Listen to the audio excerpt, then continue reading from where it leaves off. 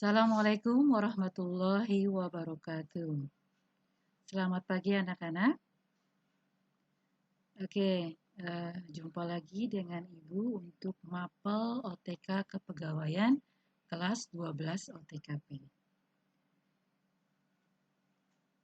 Di masa pandemi COVID-19 ini tentu saja kita tetap harus waspada dan harus tetap mematuhi protokol kesehatan. Jangan lupa untuk selalu terapkan 3M, memakai masker, mencuci tangan, dan menjaga jarak. Hal itu harus tetap kita lakukan dan kita patuhi karena COVID-19 ini belum reda. Ya, dan mudah-mudahan kita semua tetap sehat dan mudah-mudahan pandemik ini cepat berakhir sehingga kita bisa bertatap muka lagi seperti biasa. Oke. Nah, hari ini Ibu akan memberikan materi mengenai cuti pegawai. Ada yang masih ingat materi kita yang lalu tentang apa? Ya, betul. Materi kita terakhir adalah mengenai pemberhentian pegawai.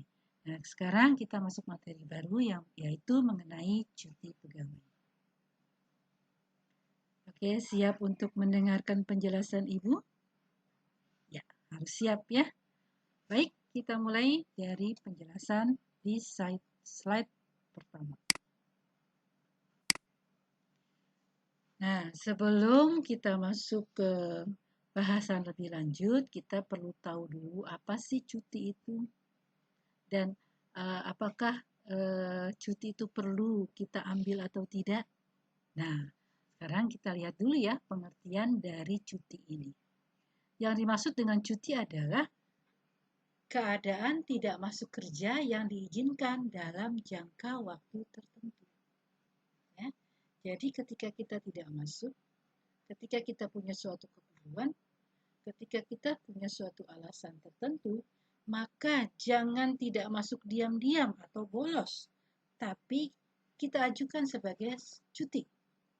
Supaya keadaan tidak masuk kita itu termasuk keadaan tidak masuk yang diizinkan, sehingga tidak merugikan bagi kita.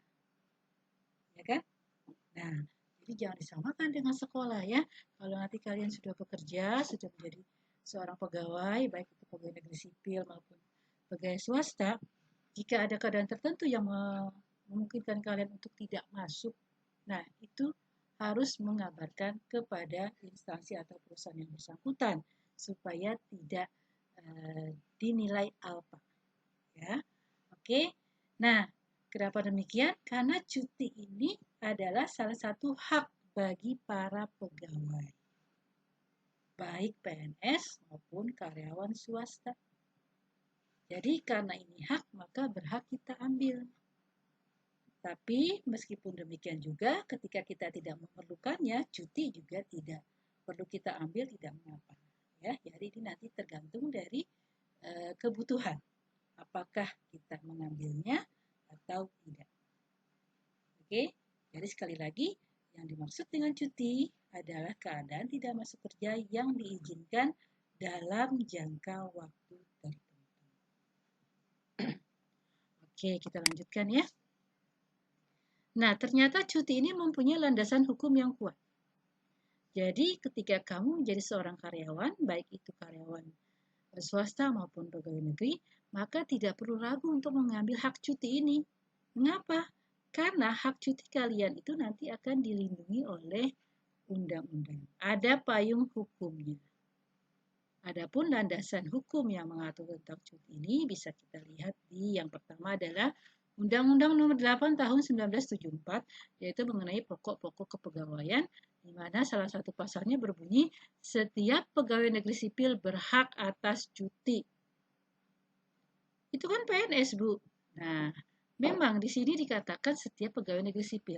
Tapi undang-undang ini menjadi acuan atau pokok untuk semua pegawai, ya, baik pegawai negeri maupun swasta. Nanti perusahaan swasta pun harus memperhatikan hal ini untuk bisa menerapkan hak cuti bagi para pegawainya. Nah, Kalau untuk karyawan swasta yang lebih jelasnya lagi nanti akan ada di Undang-Undang Nomor 13 Tahun 2003, di mana ini merupakan Undang-Undang Ketenagakerjaan. Nah, di pasal 79 ayat 2 itu berbunyi seorang pekerja berhak atas cuti tahunan sekurang-kurangnya 12 hari kerja. Nah, jadi jelasnya tidak perlu ragu lagi ya. Ya kalian nanti sudah bekerja, maka kalau memang kalian membutuhkan berhak untuk mengambil hak cuti ini. Landasan hukum berikutnya adalah ada di Peraturan Pemerintah atau PP nomor 11 tahun 2017, di mana di pasal 310 itu berisi tentang jenis-jenis cuti.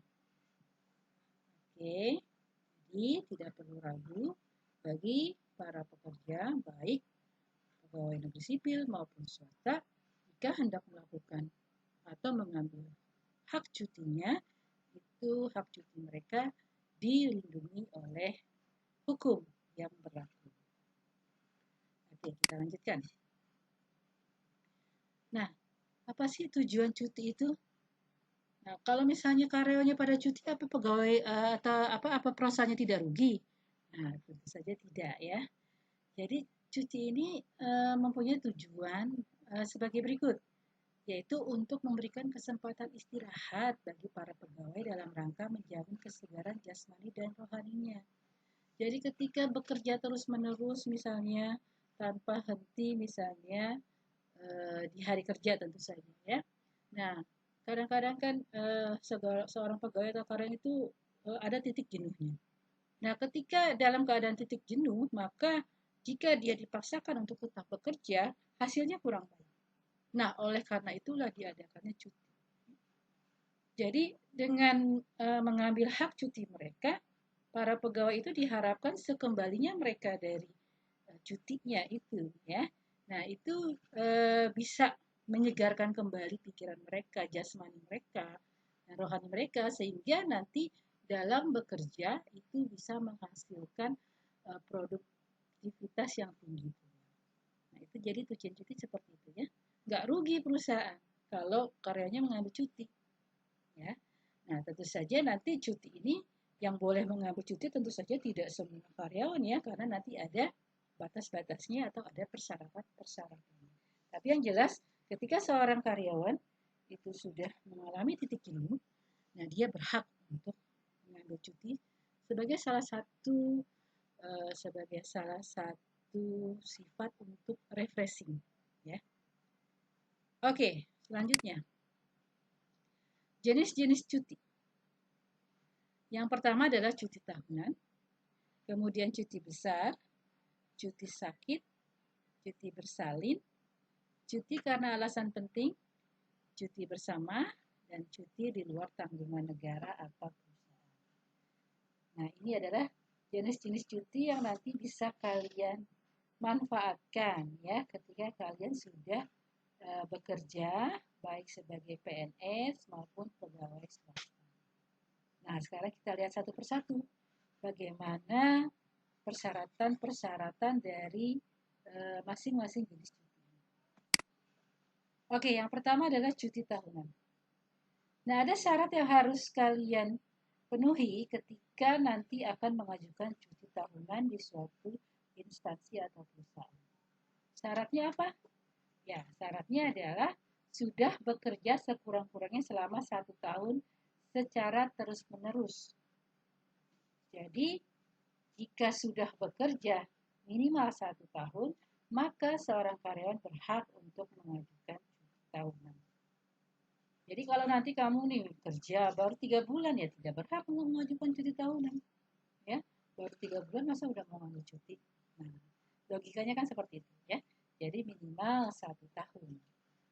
Oke, lama cuti tahunan itu adalah 12 hari kerja.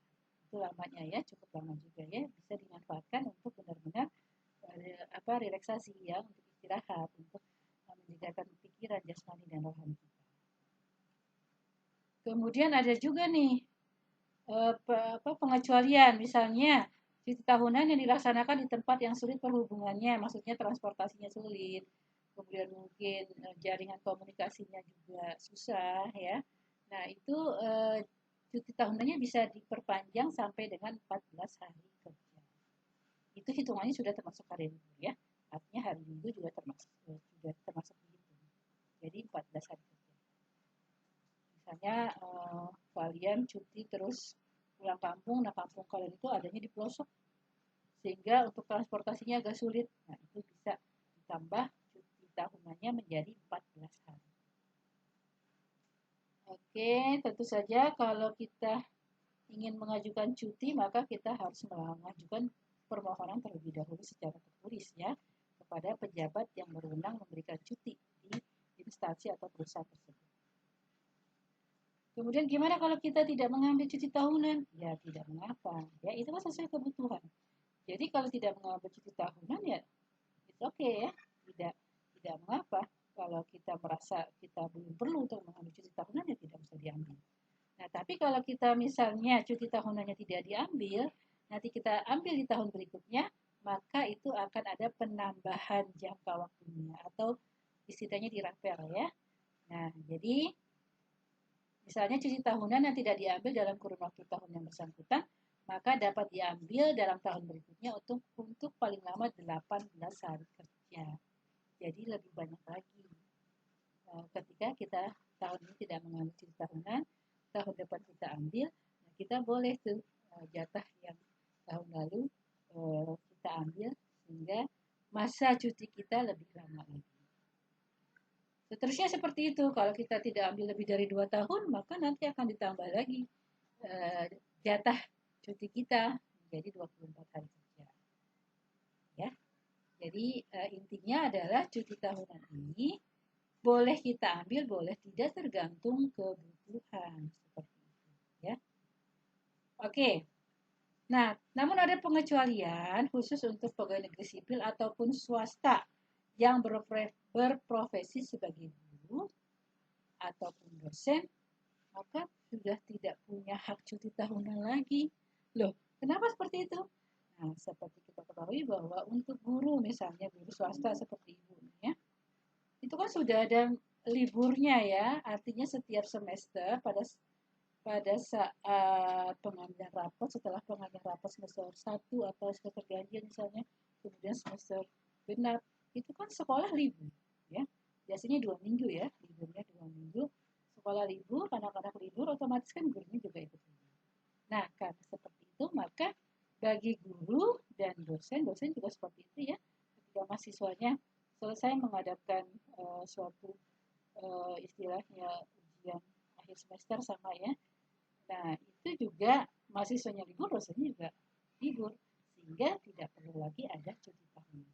Ini khusus untuk pegawai negeri maupun swasta yang berprofesi sebagai guru atau dosen. Lanjut, yaitu cuti besar. Nah, kalau tadi persyaratan untuk cuti tahunan itu sudah bekerja minimal sekurang-kurangnya 1 tahun ya. Nah, untuk bisa mengambil cuti besar, maka karyawan tersebut itu sudah harus bekerja sekurang-kurangnya 5 tahun. Nah, biasanya kalau di perusahaan swasta, kalau sudah 5 tahun itu biasanya sudah diangkat menjadi karyawan tetap. Ya. Oke. Nah, kemudian PNS yang telah bekerja paling sedikit 5 tahun secara terus-menerus berhak atas cuti. Nah, untuk cuti besar ini jangka waktunya itu maksimal 3 bulan. Ya, lanjut ya. Selanjutnya adalah cuti sakit. Cuti sakit berlaku bagi pegawai yang tidak mampu bekerja karena alasan kesehatan. Nah, biasanya harus dilampirkan atau dijelaskan lagi dengan surat keterangan dokter. Nah, cuti sakit ini paling lama diberikan selama 1 tahun. Jadi kalau ketika kondisi badan kita tidak memungkinkan untuk kita mau bekerja, nah jangan ragu untuk meminta izin cuti sakit kepada atasan kita, ya, atasan di mana perusahaan tempat kita bekerja. Dan jangan lupa juga untuk melampirkan surat keterangan dokter, karena ini sebagai bukti bahwa kita memang benar-benar sakit. Jadi jangan dipaksakan, oke? Ketika kita dalam kondisi kesehatan yang tidak memungkinkan, jangan dipaksakan untuk bekerja, tapi kita bisa mengambil hak cuti sakit. Jelas ya? Oke, lanjut. cuti bersalin. Ya, namanya juga cuti bersalin ya, berarti cuti ini khusus diberikan untuk pegawai atau karyawan wanita. Nah, adapun ketentuannya adalah ini cuti bersalin ini diberikan pada kelahiran anak pertama sampai anak ketiga. Ya. Jadi ketika kelahiran anak keempat dan seterusnya, maka tidak diberikan lagi cuti bersalin. Lah, terus bagaimana kan setelah melahirkan masa nggak cuti? Nah, tetap diberikan cuti, tapi namanya bukan cuti bersalin. Jadi pegawai yang bersangkutan bisa mengajukan cuti besar, ya, cuti besar. Oke, jadi ketika untuk anak keempat dan seterusnya, bukan cuti bersalin lagi yang diajukan, tapi adalah cuti besar. Oke, lanjut. Berikutnya adalah cuti karena alasan penting. Alasan apa saja yang bisa kita jadikan acuan untuk mengajukan cuti ini? Yang pertama adalah karena ibu atau bapak, istri atau suami, anak, anggota keluarga yang sedang menderita sakit keras misalnya, atau ada anggota keluarga meninggal dunia atau melangsungkan pernikahan, nah itu kita bisa mengajukan cuti jenis ini. Ya. Atau yang berikutnya adalah karena untuk memulihkan suatu penyakit tertentu atau memulihkan kondisi kejiwaan. Misalnya ada seorang karyawan yang karena keadaan tertentu sehingga dia mengalami trauma. Nah, untuk memulihkan kondisi kejiwaannya maka diperlukanlah cuti. Kemudian lamanya cuti jenis ini adalah paling lama 1 bulan, ya. Paling lama 1 bulan untuk jenis cuti. Lanjutnya adalah cuti bersama. Nah, kalau cuti bersama ini jelas ya, biasanya bisa kita lihat nih di kalender-kalender nasional ya. Jadi cuti bersama ini merupakan jatah cuti bagi karyawan. Biasanya diberikan jika ada perayaan hari besar keagamaan tertentu. Dan cuti jenis ini biasanya oleh pemerintah diatur berdasarkan surat keputusan bersama dari menteri-menteri yang terkait dengan adanya kegiatan cuti bersama ini. Oke. Nah, yang terakhir yaitu cuti di luar tanggungan negara atau perusahaan. Nah, cuti ini diberikan untuk karyawan yang sudah bekerja sekurang-kurangnya 5 tahun.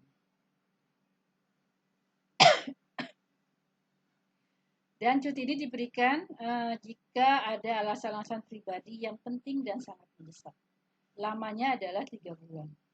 Selama menjalankan cuti jenis ini, maka karyawan bersangkutan itu harus menerima resikonya, yaitu dia tidak akan menerima penghasilan ataupun gaji ataupun upah sesuai dengan biasanya. Jadi namanya juga di luar tanggungan ya.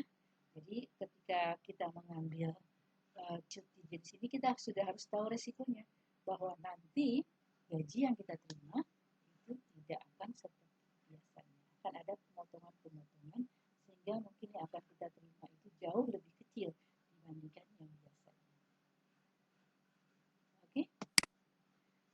Nah, Ibu rasa demikian untuk penjelasan materi kita hari ini. Dan semoga kalian bisa mencernanya dengan baik, karena nanti akan diberikan tugas sesuai dengan apa yang telah Ibu jelaskan. Terima kasih. Assalamualaikum warahmatullahi wabarakatuh.